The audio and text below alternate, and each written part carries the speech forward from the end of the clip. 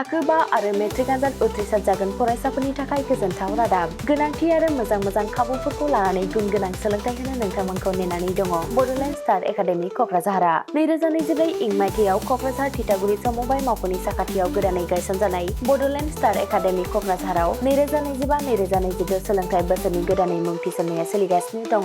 Bodoland star एकाडेमियाव 6 थाखोनिफ्राय 9 थाखोसिमनि फरायसाफोरा बर' बिजोङाव आरो 11 थाखोनिफ्राय 12 थाखोसिमनि फरायसाफोरा बर' बिजों आरो इंराजि बिजोङाव मुं थिसननो हागोन। बेनि थाखाय आर'ज बिलाइ आरो फान्डुलिपि बिलाइगासिनो दङ। 11 थाखोनिफ्राय 12 थाखोसिमनि फरायसाफोरनि थाखाय आखा-फाखा आरो रोंगौथि गोनां फोरोंगिरिफोरखौ लानानै साइन्स, कमार्स एन्ड आर्टस मोनथाम स्ट्रिमनि सायाव फरायसाफोरखौ गुन गोनां सोलोंथाइ होनानै बायदि बिथिंजों सोरगिदिं जौगाखांनाय लाबोनो साखाफारा क'क्राझारनि थिथागुरियाव थानाय बड'लेण्ड स्टार एकाडेमिया।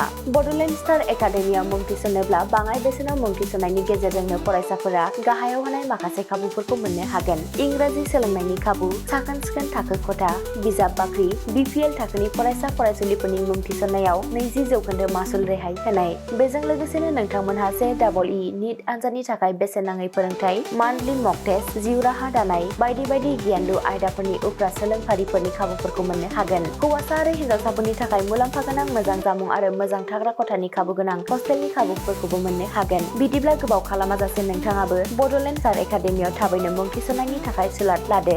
आबुङै मिथिनो थाखाय जानबुं अनजिमा 6000349997 एबा 7638008149 एबा 6003494371 आव फोनांजाब खालामदो।